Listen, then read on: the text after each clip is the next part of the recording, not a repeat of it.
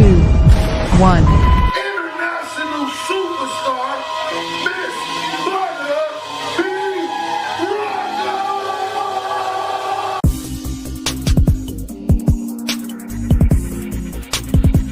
You are now tuned in to Butter Bee Rocker on Transparency Talks Podcast.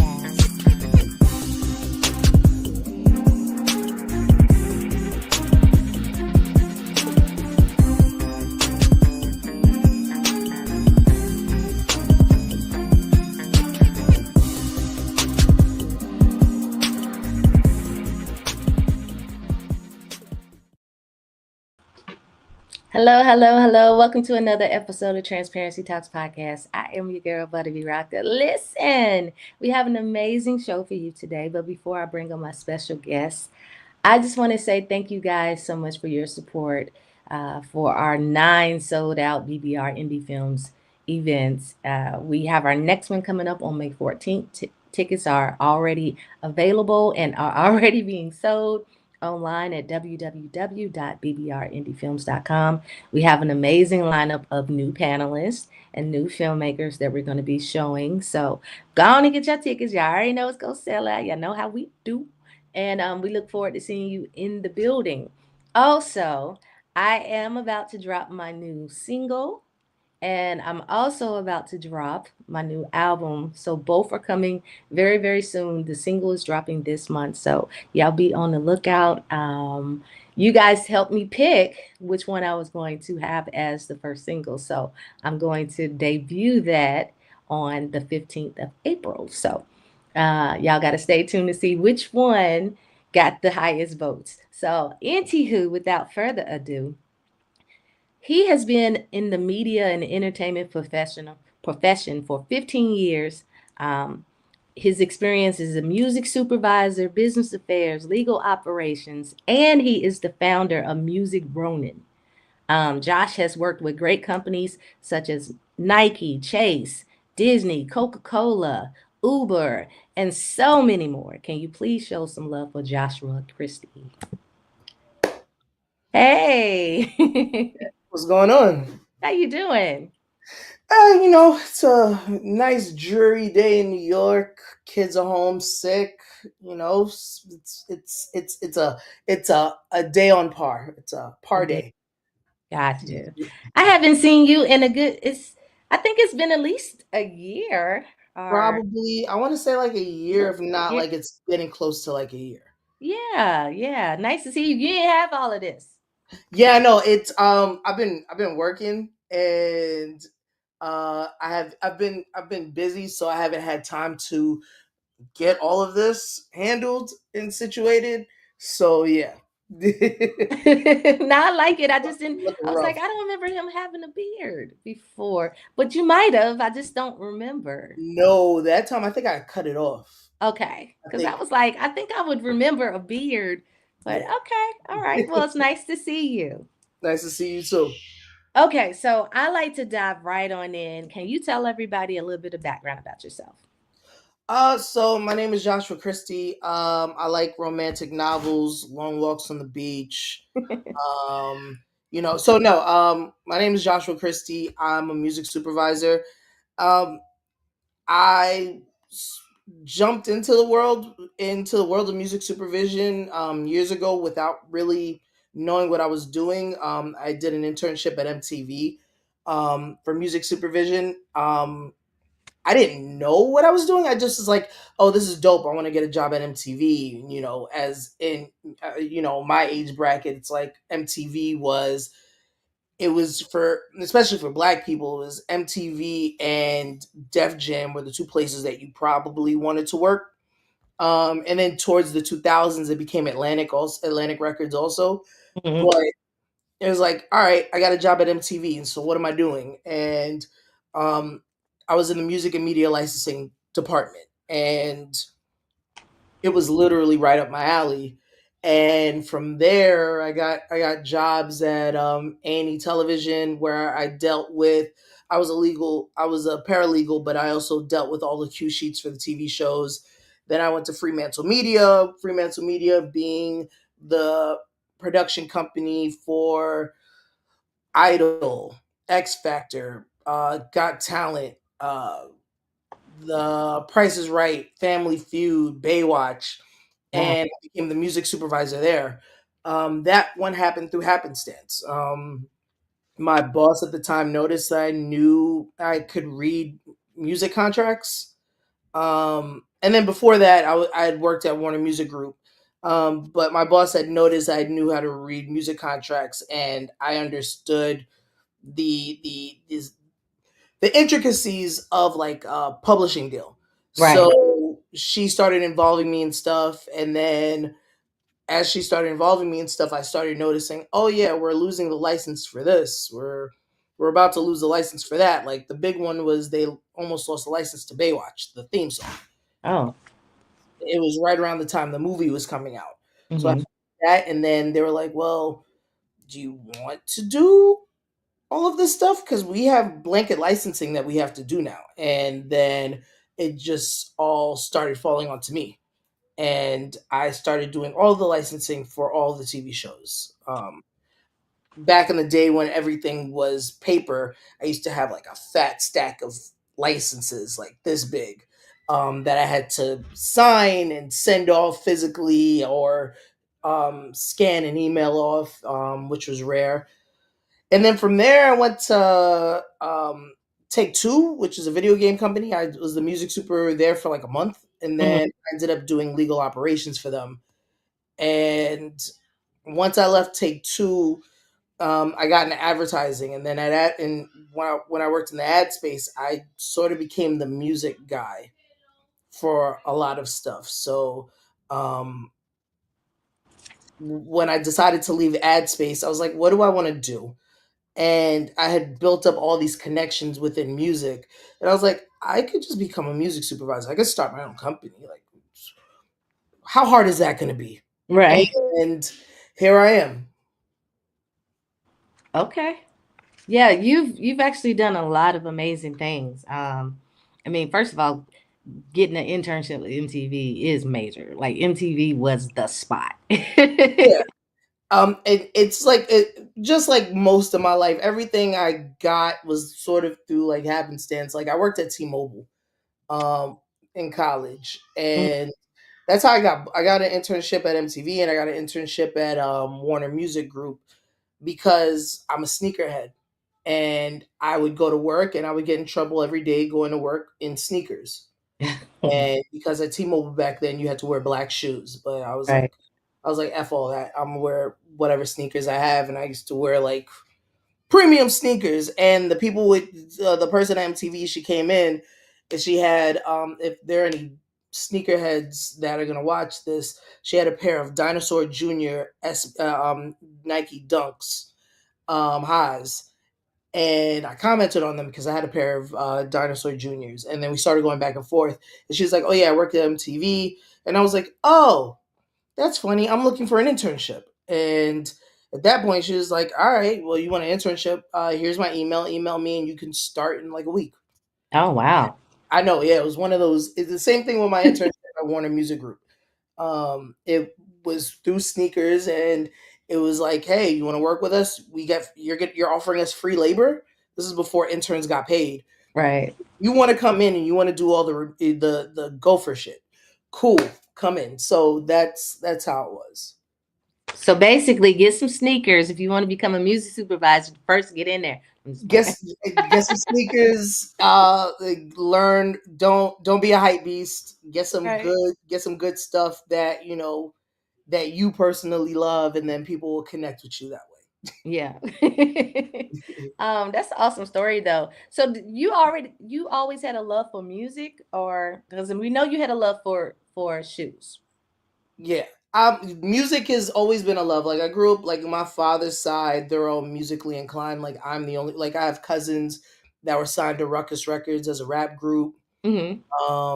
I have whatchamacallit, my uncle, like my family, my father's side is Trinidadian, my mother's side is Jamaican. My father's side, my uncle, he plays in Trinidad Carnival's Mas. He plays the guitar, he sings. A couple of my other uncles play instruments. Right. Um, I have some cousins that are musically. I have like some cousins that are around my age that are musically inclined. I Mhm. am not. I am not musically inclined. I'm Luther Vandross in the shower. Like I can sing, I can hold a note in the shower, Right. but out in public, nah. But I've always had a love of music. Like I grew up on my mom when she moved here. Like she wanted to lose her accent, so she listened to nothing but like hair metal and Prince, and I grew up on that. And Mhm. then in the '90s, late '80s, early '90s, I grew up on hip hop and you know, I'm West Indian, so I listen to dancehall, I listen to reggae, I listen to soca, calypso, Mhm. jab jab, and it's all become an amalgamation of my ears. So yeah, I've always had a love of music. Got you. So when you decided to start your own company, Music of Ronin, um, what was your approach in, well, you said you already had the relationships with the different companies. Yeah. So I'm assuming you had those relationships, but did you have relationships with artists and musicians as well? I had relationships with some artists and some musicians just because, like, I've always been around. Like, one of my best friends, he's a producer, and Mhm. he and I have been like, we've known each other. We've known each other since we were 11, and we used to do school talent shows together. And he does production for a lot of artists, so he was sort of one of the ways in. And then um I just knew people. I live in New York, and then I used to do, I when I was in college, I had a lot of odd jobs along with working at T-Mobile. Like I did street teams for Hot 97, Mhm. which is a radio station here in New York. So I would meet artists there. I would go to SOBs all the time, and I'd meet rappers and artists. I went to college with J. Cole, and we were cool. Like so, I was always around music. Right. And funny enough, when you work at a record label, you just meet people. And then once they hear you work at a record label, they're like, "Oh yeah, I need to send you my stuff." Right. And it's always been like so. I just kept those relationships. And then when you work in music as a music supervisor, uh, people just always you people artists gravitate towards you. Mhm. Yeah. Mhm. What I've noticed is there are a lot of people now trying to get in that market of being a music supervisor. Um, what would you say to them as their way to get their foot in the door? Because it's not, to my knowledge, there isn't a school that's specifically for, hey, if you want to get it to be a music supervisor, this is where you go to school, this is where you get a certificate.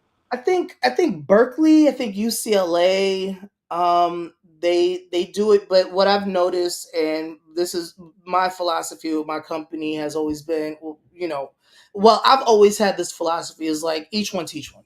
Mm-hmm. Um, I'm like I went to St. John's University. When I went to St. John's, there wasn't a good program for internships. That's why I had to find my own internships. Mm-hmm. So I always said like if I can when I'm in a position to reach back and help somebody else, I'm gonna do that. So Mm-hmm. I try to do that, and if they look like me or if they're from the environment that I'm from, it doesn't have to necessarily be New York. It could be Atlanta. It could be Mm-hmm. if they come to me, I'm never gonna be like, nah, I don't got time to talk to you or help. I always want to help. Um, and also there aren't a lot of black music supervisors. Mm-hmm. And then in terms of getting into it, I tell everybody, I'm like, I think everybody's a music supervisor.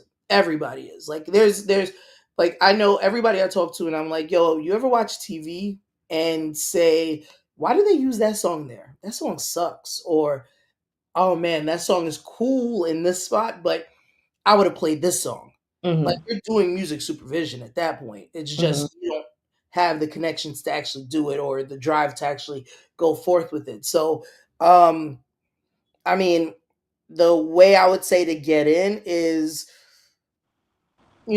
my father to sort of bring this full circle. Like my father would always tell me when I was in school after I graduated in '08, and I lost an offer from MTV. They had offered me a job and they rescinded it because of the recession at that point.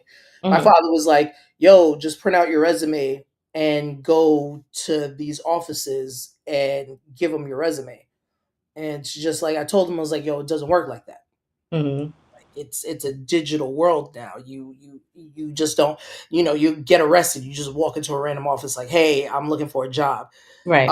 What I would tell people is go on LinkedIn, connect with people, connect with music supervisors like me if you want to become a music supervisor, and then see if they want to just shoot the shit. Like, music supervisors love just to talk, and just I love to talk about music, and Mm-hmm. I love people that are interested in talking about music. So Yeah. Yeah. that's what I would say would be the best route in. Okay. There's no school for it. I mean, there is, but I don't think you need to go to school for music supervision. Yeah. Honestly, but yeah. Yeah. A lot of people are joining the uh, Guild of Supervisors. Is that what it's called? Yeah, see the guild. Um, I joined, but the guild is yeah, the Guild of Music Supervisors is cool. yeah. The thing about the guild is to become a member, which I think is a bit asinine, is you need an exorbitant amount of hours to Mm-hmm. become like an official member. Yeah. Like, you want to become an official, like you want to be down with the gang, like, yo, you got to put in work. And Yeah. like, I get the whole you needing to put in work and you needing to have 400 hours, or you need to have so many X amount of spots. But let's say like like for me, I'm not a part of the guild, but I have all these years of experience, but my name isn't on everything. Yeah. So I can't say, yo, I did this, I did that, because I wouldn't even want to do that anyway. I wouldn't want to take credit that wasn't even fully given to me. That's just me. Mm-hmm. Um, I think they need to change that policy. But I mean, the guild is great, and if like you're a college student and you join the guild and all of that, then I think it works for you. And eventually, I think I probably will join the guild. I think it works for you if you live in LA because I'm a friend of because it wouldn't let me be Yeah. a I guess a full member, but I'm a friend of the guild Hmm. and and all of the activities and everything is in primarily in LA. So I think if Yeah. you're up in LA, you can probably get up there and network and all this type of stuff. But okay. Yeah, Okay. and then that's the other thing. Like, it's coast based, Hmm. so it's either you're in New York or in LA. So if like you're like if you're in Atlanta, it's Yeah. like, so you're telling me I have to go all the way out to Cali, which is like 3,000 plus miles away. Right. I gotta go all the way like 1,100 miles up to New York to like do something that's just happening for a weekend, Right. and pay for my Right. own hotel. That's yeah. So I feel sorry for that, things like that. Yeah. Okay. So, all right. So you're a music supervisor. You receive briefs from from different companies Mm-hmm. for commercials and or for TV film. Yeah. Do you also get them for particular artists too, or no? Um. So when I get a brief, what will happen is that you'll see in the comments, "Hey, we want music that sounds like this," and then they'll give a reference to an artist. Mm-hmm. And then what will happen a lot is that eventually you'll say, "Well, your budget only covers this artist," and then uh, out of nowhere, the money just starts flowing in, Mm-hmm. and they're like, "Hey, so you remember that artist we said to reference? How much would it be to get their song instead?" And it's just like, Mm-hmm. yeah. So sometimes you'll get people asking for specific artists. So, what I want you to explain to our listeners, because everybody does not know. Okay, so you get a brief. It might say all in, or it might provide a certain amount. Let's just say $100,000 Hmm. for this song for Amazon, right? Yeah. So then and it's non-exclusive. So then Hmm. you take that song and this is considered to be an advancement that they give you, or is this considered to be? I had someone ask me about this. Is it considered to be an advancement?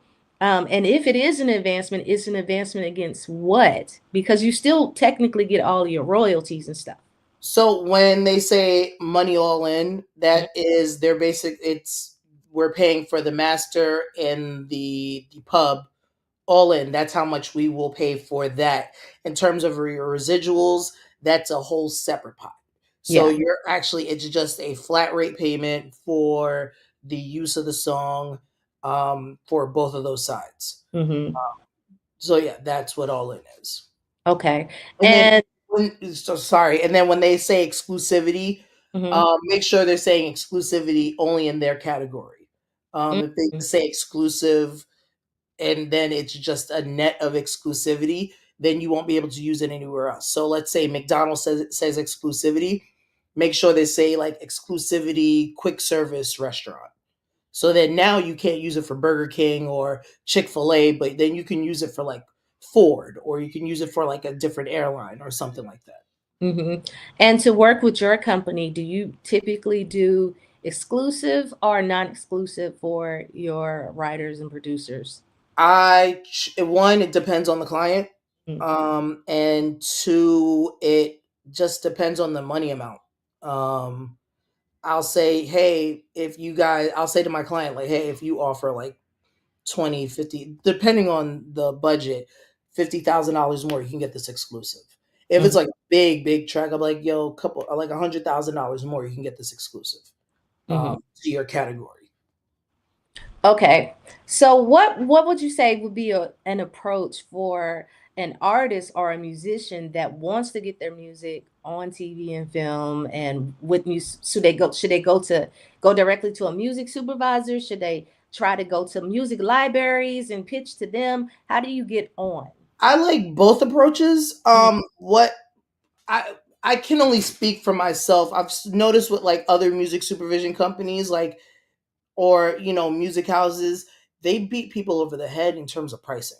I Mhm. think I've said this on other podcasts. If people here have seen me other places, like they like beat people over the head in terms of the percentages that they take out. um, Mhm. I don't believe in taking money from the artists. I believe artists have already been get fucked enough, Mhm. to be frank. And most music supervisors get paid by the client, not most, all. The Mhm. client's paying you a finder's fee, um, Mhm. which is completely different bucket than what the music cost. So anytime an artist comes to me and I say this is how much the song is going to cost, all that money's to them. You know how many artists have said to me, "Oh yeah, I'm going to help. I'm going to handle you on the back end once I get the money in." I'm like, "No, don't worry about me. I'm getting paid." Like, and I tell people, you can audit me, you can ask me for the receipts, for the invoices, and I'll happily forward it to you. And in terms of approach, I tell people all the time, send me music. My day is listening to music. Like I wake up in the morning time, I get my girls ready for school, and then I'll get everybody in the car, and then I'll pop open my disco, and then any music that's sent to me, I listen to. So I may not listen to your music immediately, but I'll get to it. Mhm. I make sure I get to it. When you get to people's music, do you let them know that you listen to it? You let them know, hey, I heard it, but we're gonna pass, or how does that work? So no, what I do is I'll listen to it and then it's literally notated. It's my brain works a little weird sometimes. Like I'll notate the song in my head. And then when I get a brief and I'm like, oh, I got a song that works there. And then I'll go through my emails and I'm like, oh, this is the song. Or I'll go through my disc. I'm like, yo, this is the song. And then I'll pitch it out. And then I'll hit that person. I'll be like, hey, I pitched your music out. Mhm. And they'll be like, "Oh shit, I haven't heard from you in a minute." Like, yeah, yeah, sorry, my like. But if people hit me up and they're like, "Yo, can you give me a critique of my music?" I will, I will sit there with you and I will listen to your music and I'll critique it. Oh, okay. Right I or found wrong. out two new things about you. I didn't know that, well, I didn't know this one at all. I didn't know that music supervisors got a finder's fee.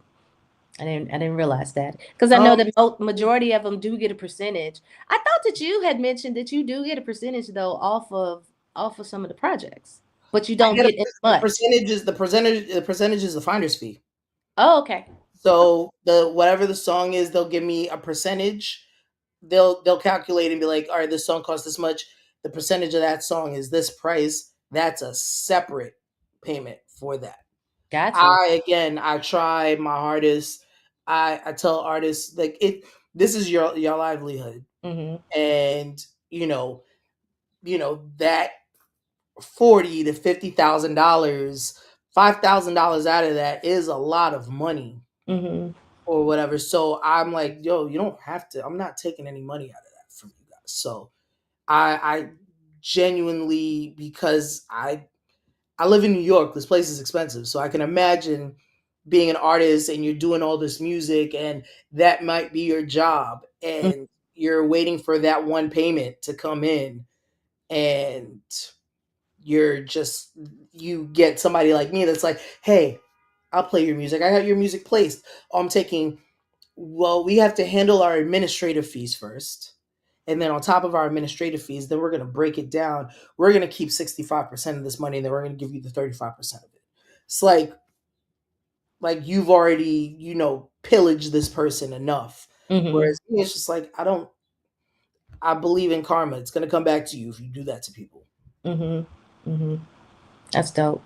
Um, can you break down if your song gets placed, but it gets placed, you can have the same placement or the same song play in a in a film, for Mhm. example, in different places, but those are separate prices. Can you explain that? Well, there's tonal songs, and then tonal songs are songs that are like background noise. You're at a club and you hear music. It's not really the focus. It Mm-hmm. doesn't. It adds to the ambiance. It's an ambiance sound, but it's not focal. Let's say like the opening scene of a movie, and there's no words. It's just pictures or just b-roll going around, and the music is the main driving force of the feeling. Mm-hmm. Those are two different, completely different price songs. Mm-hmm. It Because depends on where they're placed. Yeah. I know a person that got his song placed on a big actor's film, and it's Mhm. in three different places, including the rolling credits. Yeah. And so he's getting paid for those three different sections, but he's also getting paid as the artist. Yeah. And Yeah. some people don't seem to understand the way that works. Yeah, I mean, for me, I haven't done movies where the song is in different sections like that, but I know that process. So Hmm. like an outro, like the rolling credits, the main focus at that point, besides like the credits rolling on screen, is the song. Hmm. So you're gonna get paid more for that. Uh, Hmm. and generally, especially like if it's like a big movie, those songs have soundtracks, Right. and that song is going to be featured on the soundtrack. A lot of times, like the songs that are playing during, like, if it's like a Marvel movie and it's getting a song is being played like in the background, like a moving car, Right. that's probably not being featured anywhere that says Marvel, Hmm. besides that point in place. So yeah. Do you think that for artists and musicians, their vocals should be on TV and film, or should it be or should it be towards commercials? Which one do you feel pays more? Oh, commercials pay more. Yeah. Commercials pay. I don't know the exact percentage, but the percentage I will use is a shit ton. They pay a shit ton more, because of the fact that you are backing a brand. It's you're selling something, Hmm. so it's easier to ask for more when you're helping to sell a product. Hmm. As for like an artistic use of your music, it's all artistic and it's all creative, but commercials are quick hitting. They last for 6 months to a year, and then they get a renewal. So a song that'll cost $100,000 in a commercial will cost you $5 to $10,000 on TV. Mm. Wow. Yeah. Okay. And so for people that want to get their songs that want to primarily focus on just for commercials, should they go through a publishing house? Should they go through a music supervisor? Or should they look at commercial companies and pitch their stuff that way? So it's hard to pitch at ad agencies because a lot of ad agencies don't have internal music supervisors. Hmm. You would I would say cast a wide net, and you'll get something back on the real end. So send your music to sync houses, send your music to publishing companies, send your music to music supervisors, send your music to in-house music supervisors for ad companies like a Ogilvy or TWA. I'm trying to think of the others that have internal music supervisors. Droga Five, um, BBDO, all of the big like conglomerates, the IPG conglomerate Hmm. um, ad agencies. They all have internal. Most of them have internal music supervisors. Well, I will say this, as far as, getting to a music supervisor, right? It's not as easy as, hey, just look us up on LinkedIn and contact us. It's not really that simple for people, because either they are, I guess, oversending, or because music supervisors, all day, every day get people in their inbox. How do you break through the noise to make you actually click on that LinkedIn message, want to read it, and say, huh, let me listen to this stuff? Because it's not as Don't yes. I would say don't sell yourself immediately. I Yeah. mean, most people don't want to be sold. Most people want people to genuinely be a friend. Mm-hmm. I would say befriend these people, like befriend a music supervisor. How many artists like I'm like just genuinely cool with? So like when they send me their music, I'll listen to their music first. Like I'm like, Right. oh, let me hear what you got to say. Let me hear what you're working Right. on. I would say, if you live in that same area with the music supervisor, be like, hey, I see all the work that you're doing. Look into their work. Look at if they have a website or if they have a portfolio website with all their work. Right. Say, hey, I looked into your work. Your work is dope. Can I take you out for a cup of coffee? Mm-hmm.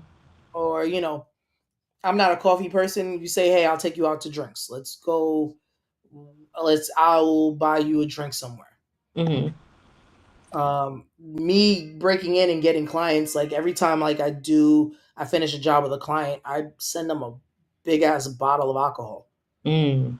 I still have that street team mentality where it's like when a new record gets dropped, back in the Mm. days you would send stuff to radio, Right. like, hey, or you would send stuff to the record label if you worked on the radio side, like, hey, this is a great song, here's our thank you for that. So that's how I work. So I tell people, like, you know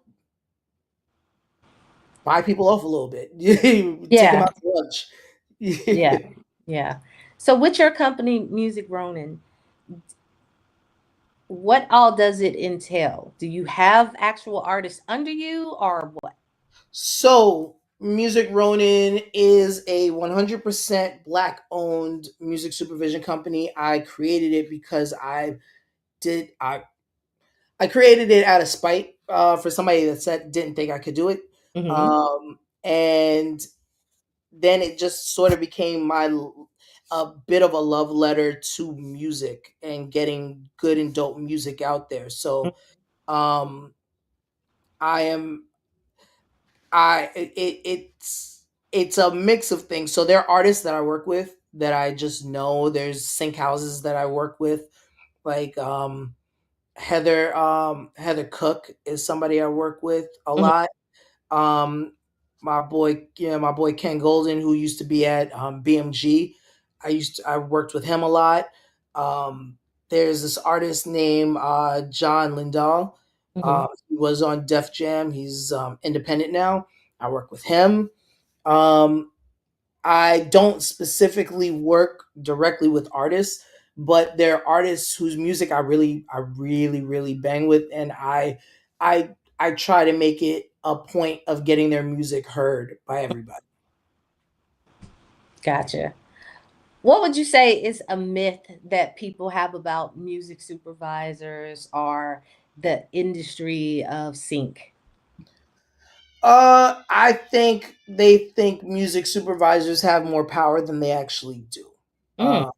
Me as a music supervisor, I am a consultant, and that is about it. I can tell you, I can scream to the high heavens that no, this song is fire. Use this song. This song is going to be the song that works. And I will give somebody 30 songs, and I'll say 20 of these songs are they're cool and they fit in your budget. One of Mm-hmm. the main reasons why I picked them. But these 10 songs that I picked right here, this shit right here, this these are fire. Right. Give me songs. And then you will get some random creative marketing officer who was not involved in the process the whole way. It comes out of left field and is like, oh, I like this song, and it's one of the songs that you're like, that everybody in the process said, this song is all right. It's cool, I guess. And they're like, no, we love this. I love this song. The song is great. Like my niece or nephew loves this song, so I love this song now. It's happened to me in the past. Mm-hmm. And me as a music supervisor, I can only uh advocate for my songs, but so much before it looks like I'm playing favorites. Mm-hmm. Mm-hmm. So, I think that is the main point, the main one. Um, I think the other stereotype, I think for me at least, is that people think I play instruments, and I'm like, no, no, I am not musically inclined. Like I have the ear of a consumer.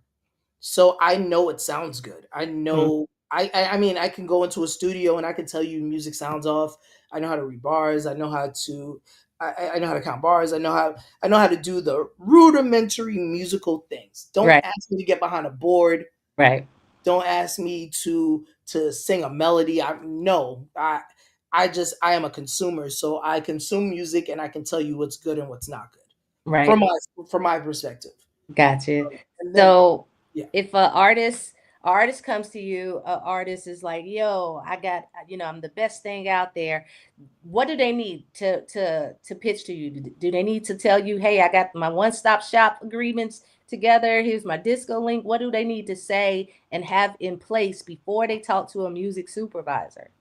I would say have a disco, or Okay. if not a disco, have like a Dropbox with your music neatly filed. One Hmm. thing I hate is that when people send me just random MP3s. Like if I know you and you want to send me like a random MP3, cool. Like if you send me music, but you never send me like random MP3s. You send me No, through disco, which is disco. fine. Yeah. Uh, but like when people send me random MP3s, and I'm like, and it's file 00421 Right. version 8 hot shit, like where's the metadata, Right. what am I supposed to do with this? Right. um I tell people, I like, you want to send me music, send it to me. Like I love music, so just send me the music as long as it's sent correctly. And it doesn't even need to be one stop for me. Like Mm. if it's easily accessible to get approval for. Hmm. So let's say you have a writer, you're the writer, and it's one stop for you. You can just say yes, but your producer is like a producer for Sony. As long as I can get the person from Sony and your producer on the phone or through email, and they can say yes, we agree to XYZ terms, Yeah. Swayze, I'm cool with that. Hmm. One stop is great. Like, just coming to one person saying, "Hey, these are the terms. Do you agree?" And they're like, "Yes." As long as it's easy to approve, I'm fine Hmm. with it. Um, and it has to be good music. Like it's just like it can't. What I tell people is that I'm not the biggest fan of sync music. Like I sync music sounds all sounds the same. Hmm. So I tell people, I'm like, don't make me sync music. Make me good shit and it will shine through.